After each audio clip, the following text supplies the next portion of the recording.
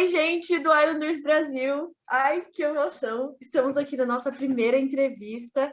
Eu, Arielle, dá oi, Danilo. E aí, galera? A Clarinha. Oi, gente.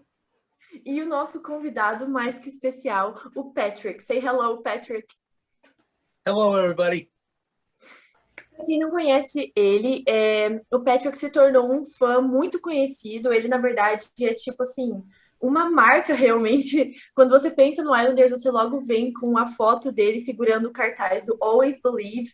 Então, é uma honra ter ele aqui com a gente. E nós vamos fazer algumas perguntas e eu espero que vocês gostem da nossa entrevista. Yes. Well, listen, again, I want to just say thank you kindly for having me. This is an honor also for me. I really have been an Islander fan my whole life, and I just love the fact that we're going beyond Long Island and we're going into places like Brazil and across the world. So to me, this is amazing that we can have this opportunity. I'm very honored. First question. How did you start cheering for the Islanders, and what's your story with the team? So share with us your story with the team. Okay, so the Islanders began their existence in 1972. At that time, I was 12 years old, and my dad had brought me to the first Islander game ever. And I was an Islander fan since that time. And it just stuck with me as I got, as I grew up through the years as a teenager. All my friends would go, and then eventually I got married to my beautiful wife of Dale, now 30 years, and 4 beautiful daughters. And all of us are Islander fans, especially the daughters. So I got started from day one.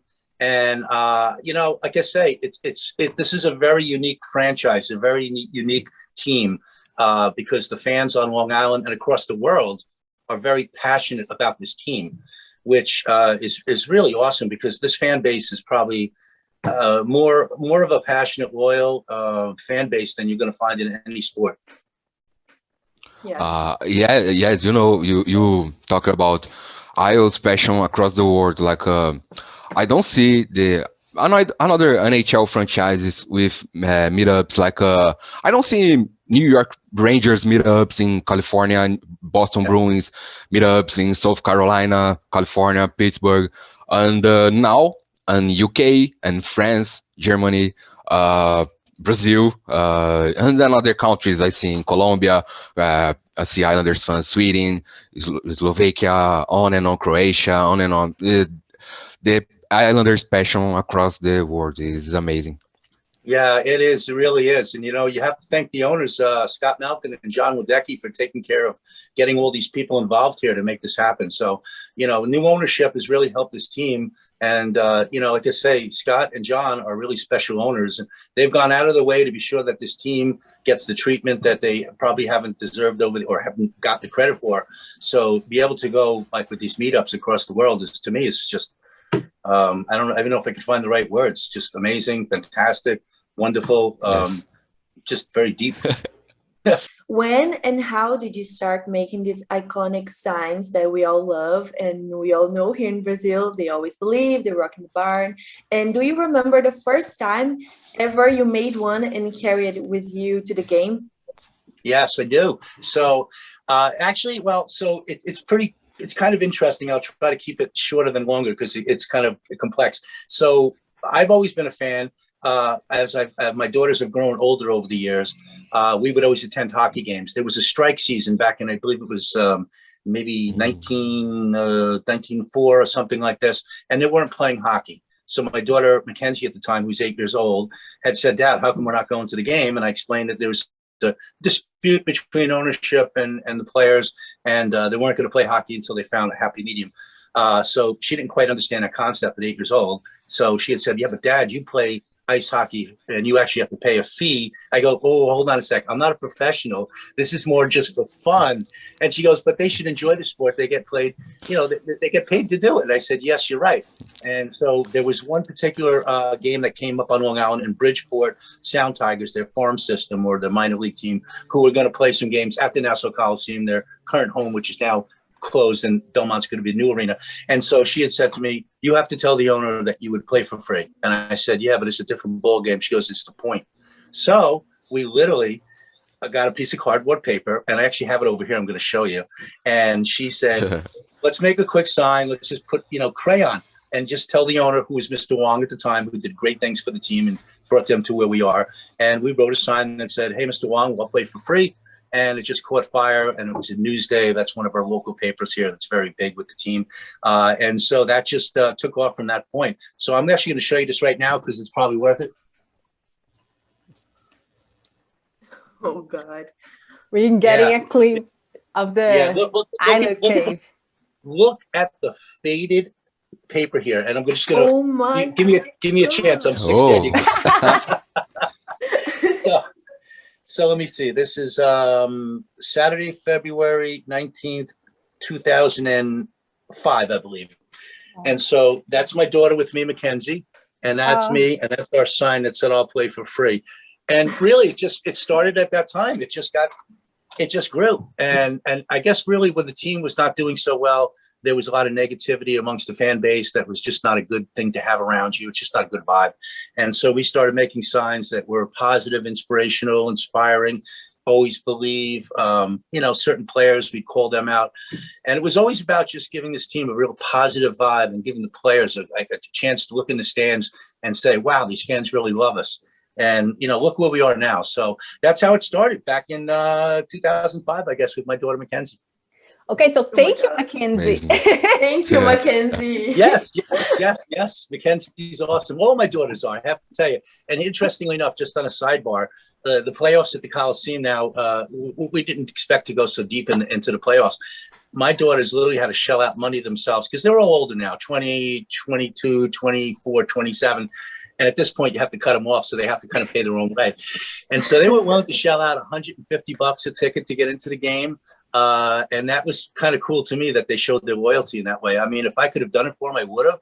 But the fact that they really, are into this team so much. And then moving into the new arena in Belmont, I'm trying to convince them to try to find a partial plan where you guys can get into the building and rotate your tickets. So it's pretty cool. Wow, that's amazing. What an amazing story. Okay, go ahead. Patrick, tell us a little bit about what the Coliseum represents to the iOS community, and what was the most touching moment for you, and as a fan and inside Coliseum, when was most amazing atmosphere in Coliseum like this? Nassau Coliseum, let me tell you, I mean, there are so many stories to tell. Honestly, it could get very lengthy, but maybe fast forward to the journey of a team that comes into the franchise comes into National Hockey League, laughing stock, terrible team. Within a short period of time, they're able to put together a Stanley Cup championship dynasty, which is amazing in these days in sports.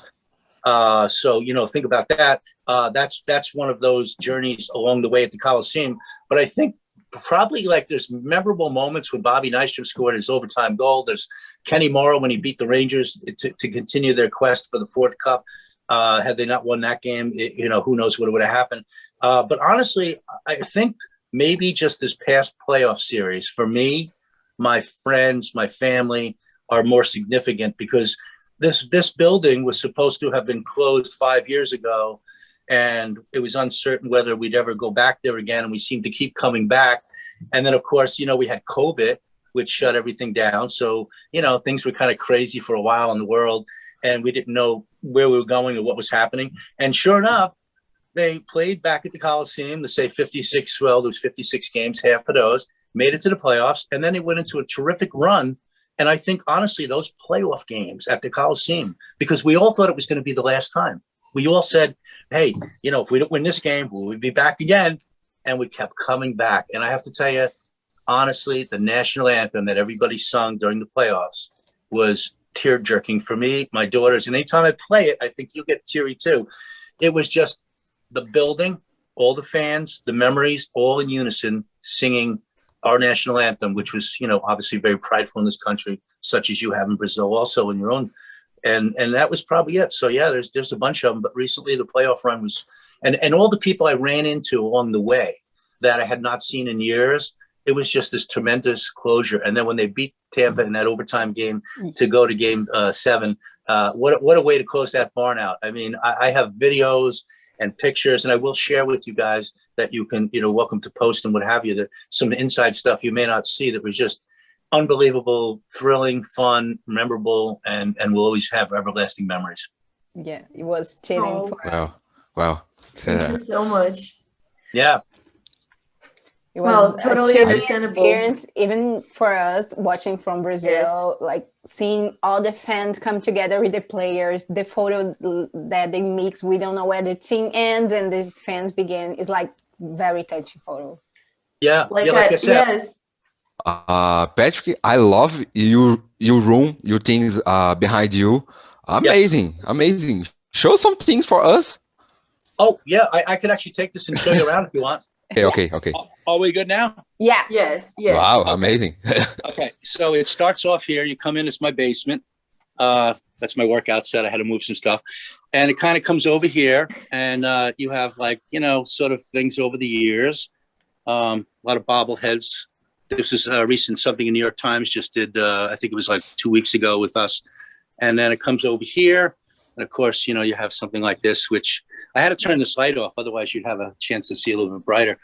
And then something here I found years ago, one of my friends who works there, they said they were going to throw some things out. And I said, I'll take that. So it's in my basement. See that, right? And then I got a bunch of stuff over here.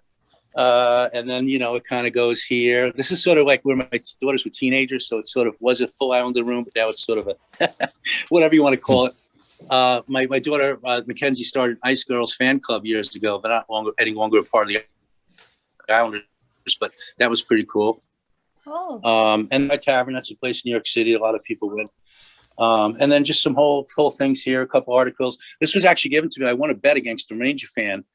And so I had to make something for if my one ended up a loser. He ended up sending me this canvas of Nassau Coliseum. And then another friend of mine had made this, I guess he thought it was a really good picture of me, which, so pretty cool. And then, of course, you have Malcolm Ledecky, best owner in sports, always believe. Yeah. And then just it goes on. And then we have the John Tavares thing when it came to the building after he left our team and screwed us. Excuse my French.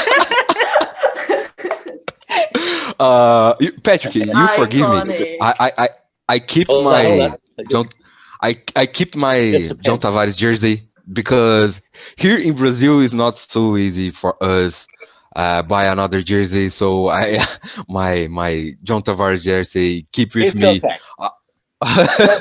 Totally cool. And then so we have a bunch of pictures here. That's Ricky Pietro. That's John Ledecky, the owner. That's me and my friend Bob and his daughter Marissa up at the owner's box. And it's Governor Cuomo, whether you like him or not. We got involved with that. Some politics here seem to be getting people crazy.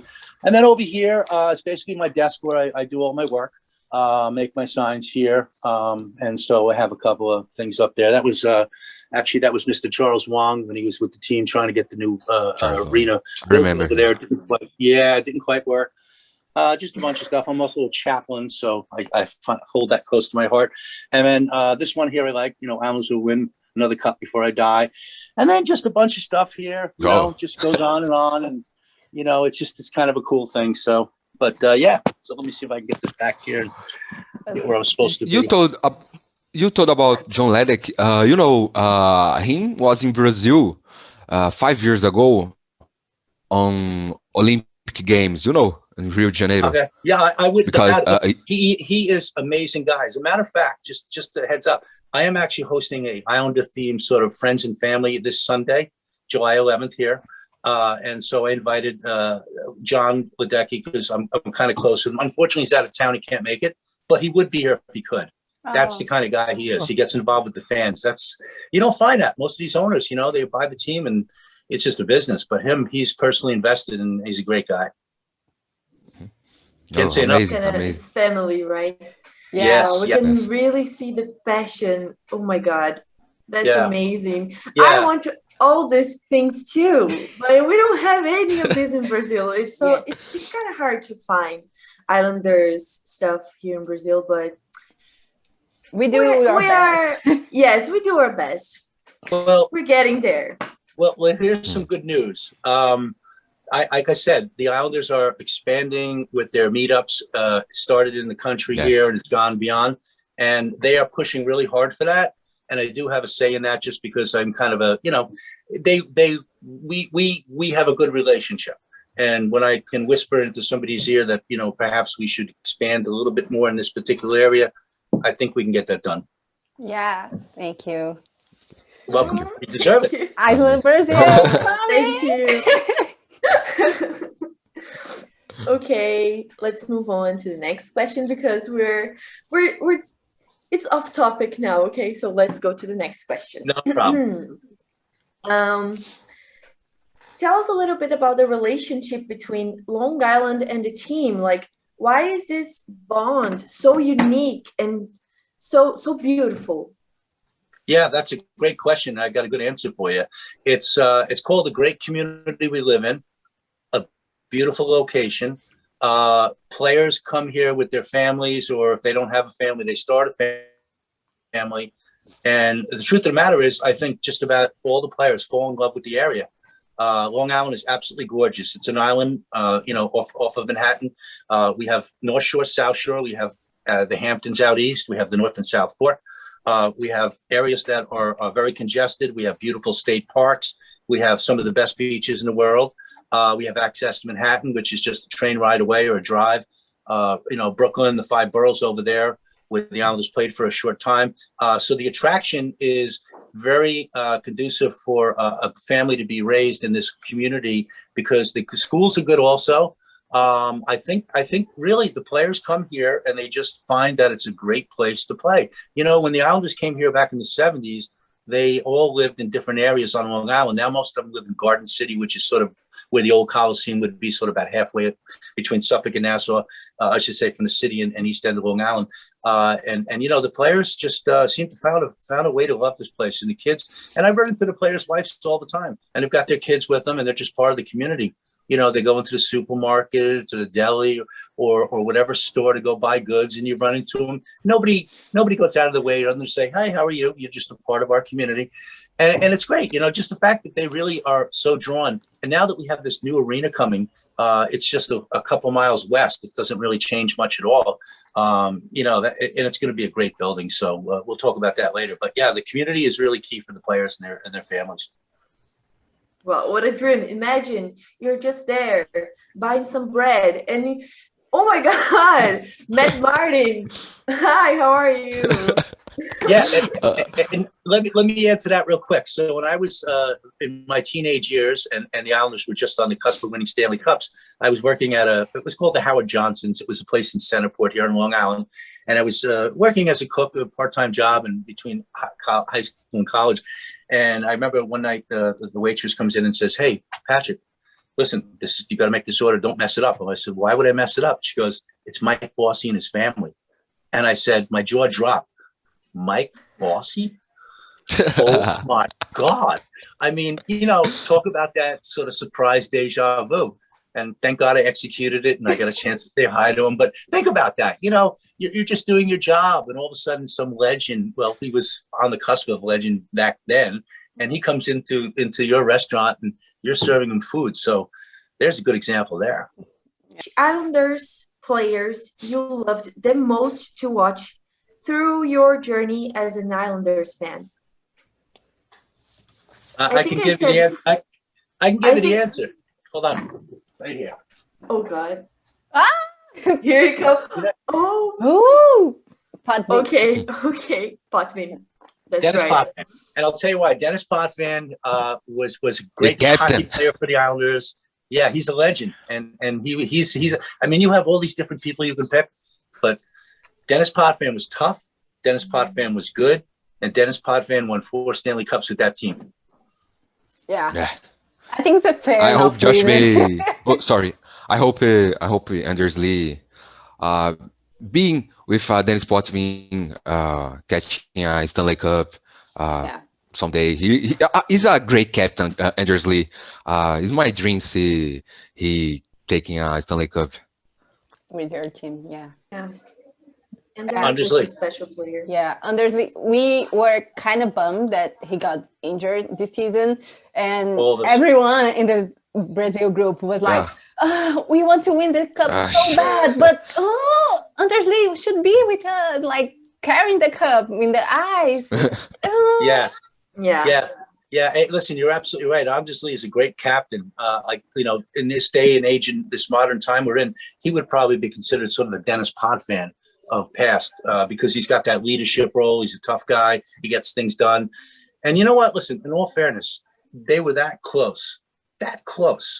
Because I'll tell you what, had they beaten Tampa in that game 7, last night, I would be talking to you today.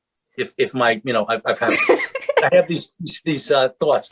It would have been last night at Nassau Coliseum. They would have closed, won the cup, and I'd be standing here talking to you about how they just won their 5th Stanley Cup. And honestly, even though he was injured, probably come out on the ice and hold that cup up. Oh my Yeah. God. That dream for all of us was This close. just almost like a thread in a needle, trying to get it through the little thing so you can that close. We were Yes. so close. Yes. Ah. Closer than last year, which means Yeah. next year. Which means next year is the year. The cup is coming. Next year can be the year. Always believe. Always. Oh my God. Yes. Always Yeah. believe. Yeah. Yes, And by yes. the way, just real quickly, guys, just so you know, always believe goes a little bit beyond just the Islanders. It certainly is to inspire the team and give them hope and all that, but that's also about life. And that's about basically when life isn't good or the things you don't believe can happen, you have to have faith. You have to have hope. And you just have to believe that these things can happen if you will it that way. And so that's an important message beyond hockey. Yeah, this message is close to Brazilian fan base, because in Brazil we have this thing, Brazilian suffer, but we run to your dreams like this. We never give up. Alguém pode me ajudar? We have this saying in Brazil that Brazilians struggle, but we never give up. Yes. Yeah. So Yes, we have troubles, but never give up like this. I have to share a story real quick before I forget. My daughter, Mackenzie, the one that you can thank for the signs, was actually in Brazil when she was 11 years old for what's called the People to People program we have in the United States. So she was actually in Brazil for about 2 weeks at, say, 12 years old. And she had probably the best time of her life. That's, of course, you know, when Brazil was winning all their World Cups with Marta, and I can't think of the guy's name on the men's team. And they were just like, they were a powerhouse. And, you know, she was actually in Brazil, and she brings back these memories. In fact, she's coming back this weekend from Virginia, where she lives. She's coming up this weekend for a wedding, and also we have the party on Sunday. So I'll have to bring up that Brazil thing with her. She'll smile. If I could free up the time, I have these things I'd like to do. I certainly will add that. I don't mean a list like there's a top and a bottom, but some of these things that I'd like to do, I would like to go to Brazil, and I would like to experience the culture there. And certainly I'd like to meet you guys since you're associated with the Islanders. So if I can ever pull that off, man, we'll do it. Yeah. Always believe. Yes. It's going Sure. to happen. Always Sure. believe. Talking about Brazil, did you ever imagine that the Isles would be so famous and so loved in a country like Brazil? Honestly, no. And I'll tell you why. Yes. Because Yeah. the Islander fan base is not a very large fan base. It's a very small, intimate, compassionate, loyal, faithful fan base. But to be associated just beyond the States, and then we talk about Brazil, because like for me, Brazil's just so far away. I couldn't even, you know, I don't even know. I think that's amazing. And again, I'll go back to the ownership, get this thing going. And I think, look, I'm so honored today. Like you're honored, I'm honored. I would never thought I'd be talking to people from Brazil about Islanders. Ever. Yeah. So this is fantastic. This is a good way to go forward to keep these relations strong, which, like I said, we're going to be sure we make this happen because it's important for everybody. And plus, you seem like nice people. I want to meet you. Oh. Yeah. It's important create a fan base, because when I created the New York Islanders Brazil, I can't imagine I was found a lot of Islander supporters, but I found it, and now probably we are the biggest fan base, NHL fan base in Brazil. In Brazil, yeah. That's amazing. Well, we got to make it grow. Yeah. Yes, we gotta make it grow, and it's And growing. the New York Islanders giving attention for us is unique. Is unique because of this. New York Islanders franchise is amazing. Yeah. I knew Boston Bruins fans, Pittsburgh Penguins, my fans, but no one franchise give attention for Brazil like the Islanders made. No one. Yeah, Spoiler like I alert, say, we are almost converting a Dallas fan. So Yes. we are Patrick, I started. How an Ranger. Yes. Yeah. Yeah, he was a Rangers 6, 7 years fan. ago. Yeah, 6, 7 years ago. But when I studying about hockey, when I studying about fan base, this thing like always believe and don't trust in you. I change it. He The found Islanders is Jesus. best fan base. Like you said, Islanders fan base is small, but is It's together powerful. with the team. Here in Oh, yeah. Brazil, we appreciate the passion. Yeah, well, I'm Actually, going I to share. think. Okay. Okay, sorry. now I gotta say this real quick. The Islanders fan base, even in Long Island or wherever it is, you guys have Brazilian energy, okay? Yeah. Like in all of Yeah. this time cheering for hockey and watching another teams playing, I've never Yeah. seen fans like Islanders fans. You know, you guys have Brazilian energy. You Yeah. know Tam- how Tampa- to do it. Well, listen, let me just share with you quickly. So if you probably wouldn't add up the math here, because so before I was 12 years old, there was no team except for Rangers. So I was a Ranger fan. Oh. Yeah, All yes, right, because the Islanders is a new team. I have another friends born in 16, 17, start to like a Ranger fan, but convert to an Islander. Sure. We So found when the once the line. Islanders came, and Islander fan forever. And again, like I said, my 4 daughters. I mean, and not only that, I mean, I could go beyond people I know that are just like I said. I'm having a gathering this Sunday, and it was kind of last minute. And if we planned it a little bit better, we could have probably got more people to come, which is fine. But everybody who got invited said, "Oh my God, if I can come, I'm coming." And that's it kind of it's sort of. You're leaving the hockey arena and the tailgating in the parking lot to come to somebody's house to go and do the same thing. You're just, you're not watching the game, but you're sharing that same interest and the love for your team. A little bit sad question now. We already talked about Coliseum and the new arena that's coming. So talk about now that the Coliseum era has ended in a beautiful way, right? What are your thoughts on the UBS Arena? And do you think that will get the same energy as always? Same energy as always, absolutely, if not better.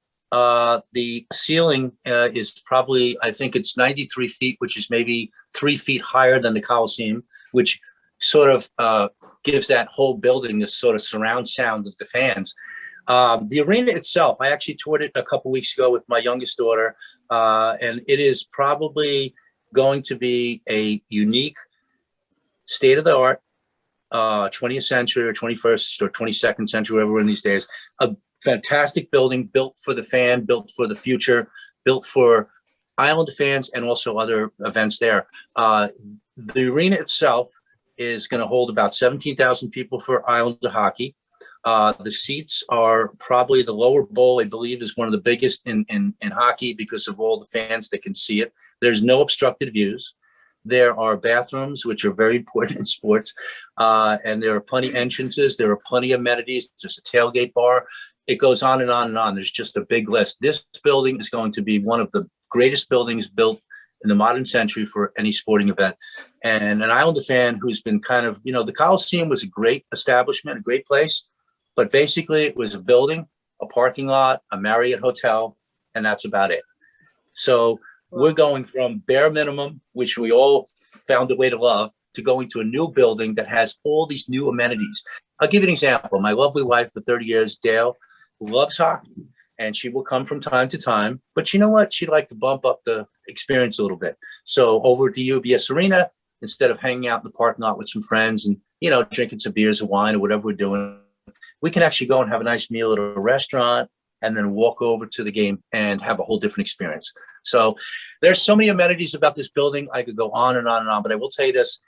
Anybody who steps foot in that building will leave that building saying, this is exactly how I had always hoped it would be, and it's here. Wow. Yeah. We want that experience too. Yeah. Guys, let's fly to Long Island right now. So what you have to do is, and what we have to do is I'll see if I can do it on my end. We need to find out how to get, and I've had this before. I've had the Florida meetups, and I've had the North Carolina meetups up at the owner's box with John Ledecky. And he basically will, host something where people from different meetups will come, and they'll be his guest that night.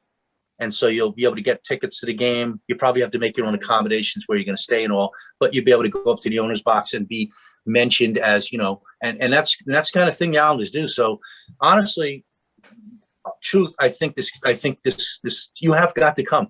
I would be, and I'll push for it because they will do it. They're very good. The communication's very good there, and the fan base. And again, to me, going beyond the United States and going to faraway places, like for me, it's far away, Brazil and everywhere, is amazing. I never thought this would happen. So we're going to get this to happen. Yeah, for sure. Loved it. Okay. Now for our last question, and sadly, we'll have to end this interview. I'm loving this so much. We can do it again. We can do it again. Oh, great. Like weekly calls with Patrick. Hey, listen, if it doesn't have to be a formal thing with Zoom, we could all do it on our own thing. And I'm open to this stuff because it's what I do. I love doing this. I love meeting Islander fans. I love showing my passion for the team, my pride, my belief, and just my strong loyalty. And I can see that you're of the same mindset. So this is a good marriage. If you call it that. If you are free, we can do a bigger thing. I am sure another Islanders fans in Brazil would love to meet you. Yeah, of course. Yeah, we have a big group. We have a big group here. Yeah, I would absolutely love to continue that. And truthfully, in my heart, I really want to make this happen because I just feel like this is really good for everybody. And you guys seem like really super people, and you're all the way in Brazil rooting for Islanders. I mean, I'm literally here in Long Island. I'm out in Bayshore Brightwaters. Basically, the Coliseum is maybe 35 minutes from me. The new arena is maybe an hour, just give and take a little traffic going west. So my home is right here. I mean, this is Long Island. Oh my God. Okay. Now for our last question. Talking about the 2020-2021 season, what's the feeling that stays with you after such an intense playoff journey and that sad loss? We'll have to talk about it, but what's the feeling that stays with you? And share some good words for the Islanders fans in Brazil, like some hope words for the next season and everything that it's coming for us. Yeah, okay, so we'll start with the ownership. We have solid ownership and Scott Melkin and John Ledecky. All right, we have ownership that wants to put money into this team and wants to get the fans invested. We have a new arena. We have the best general manager in Lou Lamoriello. We have one of the best coaches in Barry Trotz and his coaching staff. Our goaltending duo of Mitch Korn and Piero Greco are two of the finest in the world. And again, these are Russian goaltenders with Sorokin.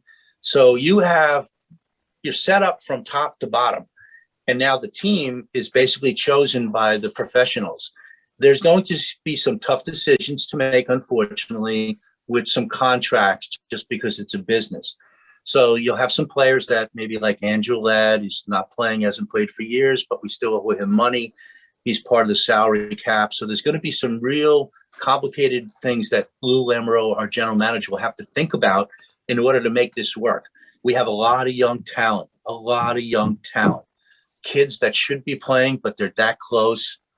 It's a chemistry thing. And sometimes when you have chemistry, you don't want to break it up too much because it just seems to work. So those are going to be really tough situations and decisions that Lou's going to have to make to figure out how we're going to piece this together.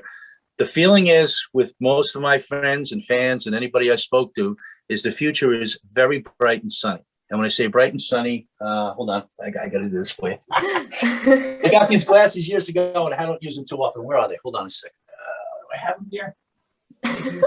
Oh, here we go. Yes. I got these glasses a while ago and I never put them on, but this would be my feeling. It's amazing. That's perfect. Smile. We will screenshot this. Smile, Yeah. Screenshot this. Yeah. Thumbnail material right there. Thumbnail material right there. Thank you so much. That is really what the future's like, bright and sunny. So as an Islander fan, for all these years that saw my team go from, nowhere to something and then become sort of and then sort of we're not sure if they're going to stay here in Long Island. New arena, ownership, general manager, coach, players, young players. I mean, honestly, I can only think that the Islanders are going to compete for years and years to come. And it's just a matter of when it just falls in place for them. And again, sports are tough.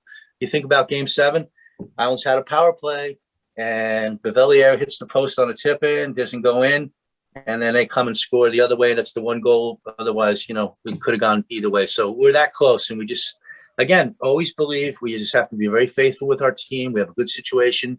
The arena is going to be big and beautiful, and we're going to bring fans from Brazil in there. So we're moving forward. So there should be a lot of excitement, a lot of energy, and a lot of good thoughts about moving forward with the Islanders in the future. So great time to be on board. If you were here about 20 years ago, the enthusiasm might have been a little bit less, but now it's at peak. So we're heading in the right direction. No problem. So listen, here's the deal before I get cut off or your time cuts up. I am reachable. You can get me through Twitter, and you can also get my cell phone and that kind of thing. So we can, kind of text back and forth, might be easier. Just let me know. I'm cool. I'm available. I really greatly appreciate this opportunity with you. I'm so glad that Brazilians and people across the world are really involved in this. It's an honor that you've asked me, truthfully, honor. And I'm glad to represent the Islanders, and we continue to do so. So please reach out to me. I'm always available. Love you guys. I hope Brazil's good for all of you, and always believe in God. Always believe. Yeah. We are the saints. Thank you so much. We are the saints after all. Yeah. You are the welcome. Before we finish, Senta, vamos, Islanders. Vamos, Islanders. Let's go, Islanders. In Portuguese. Yes, like, vamos, Islanders. Vamos, Islanders. Vamos, Islanders. Oh, amazing. Thank you, Patrick. Perfect. Yes.